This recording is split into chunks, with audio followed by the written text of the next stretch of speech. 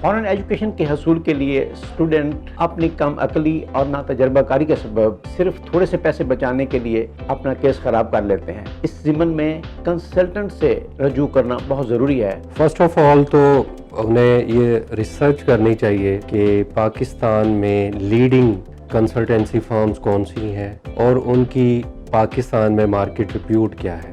خاص طور پہ یہ جتنی بھی ہماری میڈیسنز ہیں، ہماری نظر میں جیسے ہماری یہ سلیپنگ ڈاز ہیں، ہم کہتے ہیں یہ تو بہت سلیپنگ ڈاز ہیں اور یہ بھی انلیگل ہے وہاں پہ۔ جاب کے مواقع تو جیسے ہی وہ اس کنٹری میں انٹر ہوتا ہے اور اپنی ایجوکیشن سٹارٹ کر دیتا ہے، نمبر 1 UK ہے جس میں سب سے زیادہ اسٹرینتھ ہماری ہے۔ 20 آورز ویکلی جاب الاؤ ہے۔ ڈیورنگ اسٹڈی وہ اپنی جاب بھی کر سکتا ہے اور اپنی تعلیم بھی جاری رکھ سکتا ہے۔ دوسرا، جیسے ہی وہ اپنی تعلیم کمپلیٹ کرے گا، اگر اس نے وہاں سے بیچلر کیا ہے تو اس کو 2 سال کا پوسٹ اسٹڈی ورک ملے گا۔ السلام علیکم ناظرین، میں ہوں نذر حسین محبوب اور آپ دیکھ رہے ہیں challenge time T V. Foreign education کے حصول کے لیے اسٹوڈنٹ اپنی کم عقلی اور نا تجربہ کاری کے سبب صرف تھوڑے سے پیسے بچانے کے لیے اپنا کیس خراب کر لیتے ہیں۔ اس ضمن میں کنسلٹنٹ سے رجوع کرنا بہت ضروری ہے تاکہ آپ کا بہتر طریقے سے پروسیس ہو جائے اور آپ اس سے مستفید ہو سکیں۔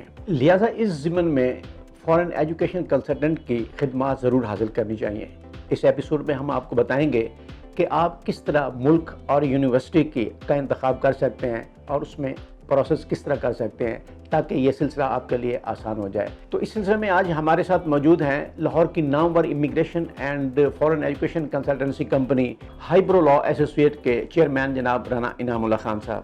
آئیے آپ سے ملاتے ہیں اور جانتے ہیں ان سے کہ اس پروسیس کو کس طرح آسان کیا جا سکتا ہے اور کس طرح اسٹوڈنٹس کو اپلائی کرنا چاہیے۔ جی رانا صاحب، یہ بتائیے کہ والدین کو اپنے بچے کو فارن ایجوکیشن کے حصول کے لیے دوسرے ممالک میں بھیجنے سے پہلے کن باتوں کو ملحوظ خاطر رکھنا چاہیے؟ فرسٹ آف آل تو انہیں یہ ریسرچ کرنی چاہیے کہ پاکستان میں لیڈنگ کنسلٹنسی فرمز کون سی ہیں اور ان کی پاکستان میں مارکیٹ ریپیوٹ کیا ہے۔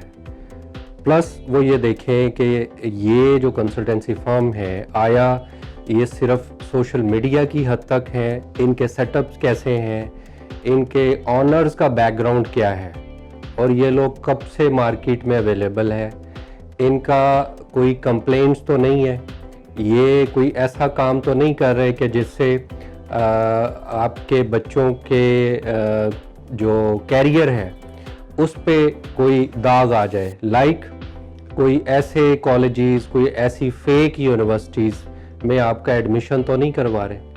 تو والدین کو یہ دیکھنا چاہیے اور انہیں جو کنسلٹنسی فرمز کے آنر ہیں یا جو ہیڈ آف ڈپارٹمنٹ ہے اس سے ضرور ملنا چاہیے اور اس سے وہ اسیس کرے، دین جو وہ آپ کے بچے کے لیے آپشن دے رہا ہے اس کو پھر دیکھیں کہ وہ یونیورسٹیز اور کالجز دوسرے ممالک میں ان کی وہاں کیا ریپیوٹ ہے، ٹھیک ہے۔ اس کنسلٹنٹ پہ یا جو کونسلر آپ کو گائیڈ کر رہا ہے اس پہ بلیو نہ کریں، اپنی بھی تھوڑی سی ریسرچ کریں۔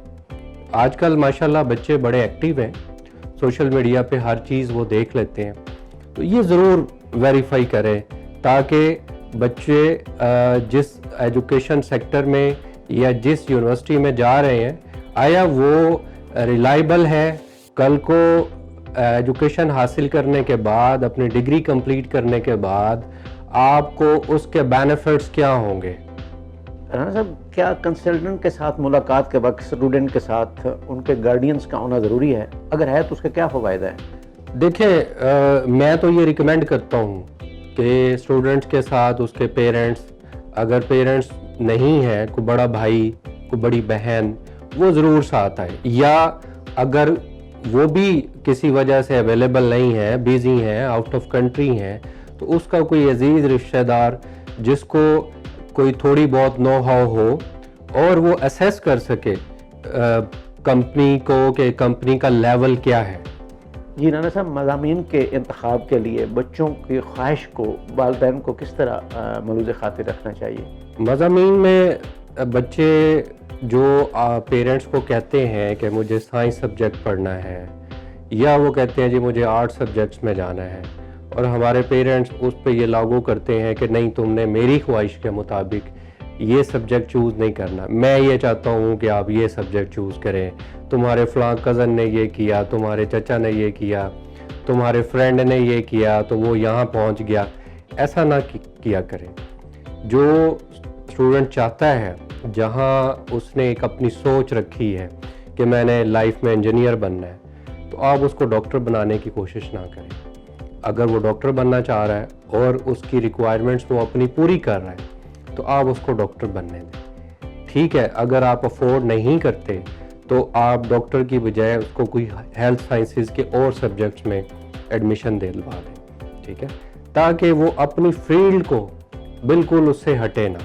ٹھیک ہے، اکثر میں نے والدین کو دیکھا ہے وہ آ کے بچے کو پریشرائز کرتے ہیں کہ تم جو ہے وہ سائنس سبجیکٹ نہیں، تم آرٹس میں چلے جاؤ، ٹھیک ہے، کرنی تو بیچلر ہی ہے نا، تم نے ماسٹر ہی کرنا ہے، فلاں میں کر لو۔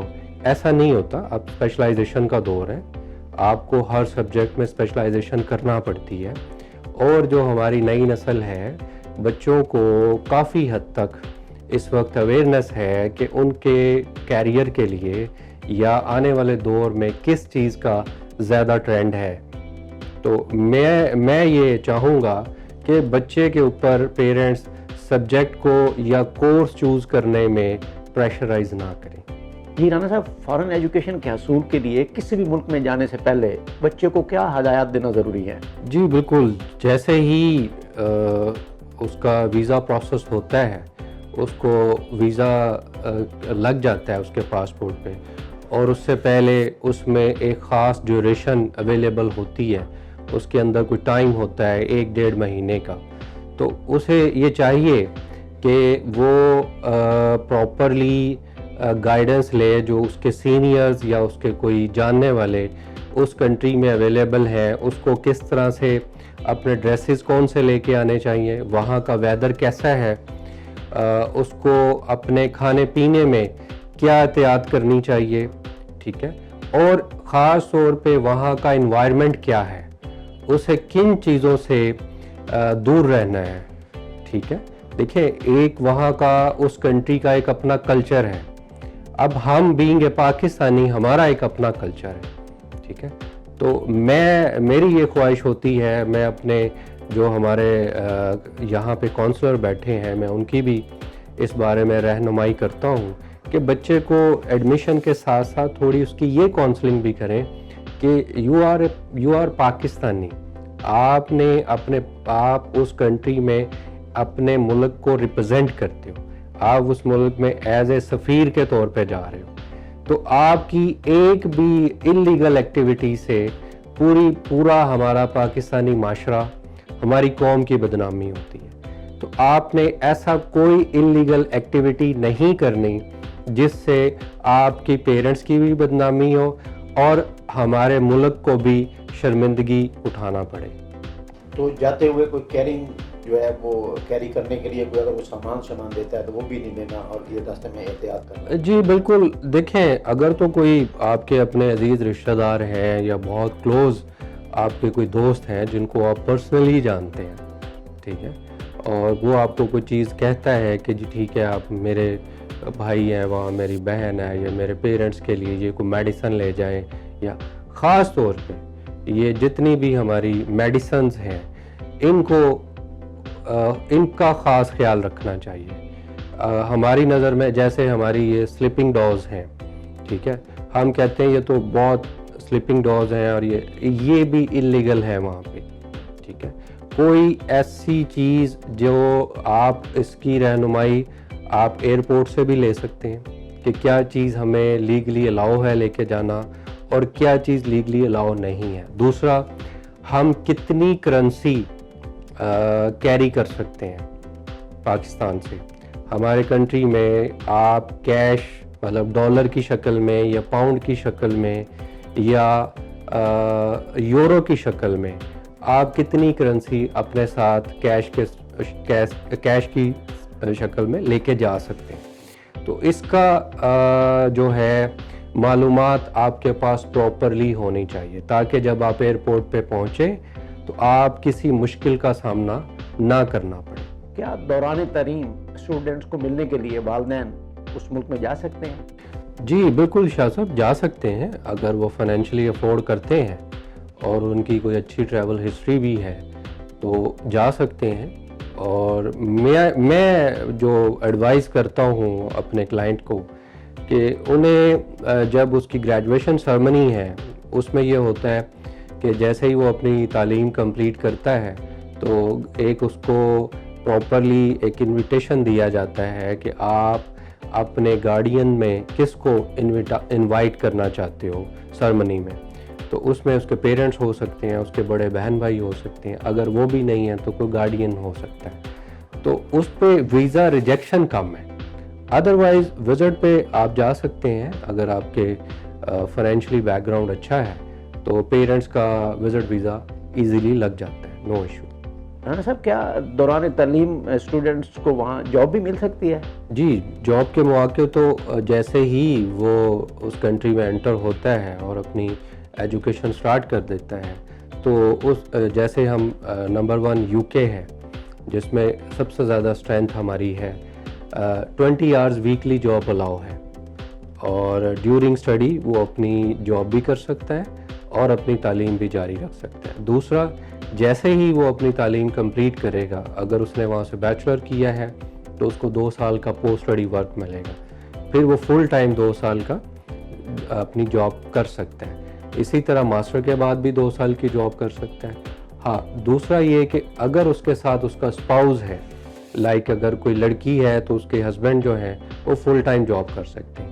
یہ اس بندے کو الاؤ ہے جو ماسٹر پروگرام میں جا رہا ہے, وہ اپنے اسپاؤز کو ساتھ لے کے جا سکتا ہے اور وہ فل ٹائم جاب بھی کر سکتا ہے. اور میں یہ بتاتا چلوں شاہ صاحب کہ یہ جو اسپاؤز ڈپینڈنٹ والا پروسیس ہے یہ صرف اب ستمبر 2023 تک اویلیبل ہے. جنوری سے یہ اپنی پالیسی کو چینج کر رہے ہیں تو یہ پالیسی ان کی چینج ہو جائے گی. لیکن جو ڈیورنگ اسٹڈی 20 آور یو کے میں ڈیورنگ اسٹڈی جو 20 آورز ہیں وہ ان کو الاؤ رہیں گے. جی ناظرین, آپ نے رانا انعام اللہ خان کی گفتگو سنی, یقیناً آپ اس سے مستفید ہوئے ہوں گے اور آپ کا نالج اس ضمن میں اپڈیٹ ہوا ہوگا. اگلے ایپیسوڈ میں ہم آپ کو نئی بات بتاتے ہیں, ہمارے ساتھ جڑے رہیے گا. پاکستان زندہ باد.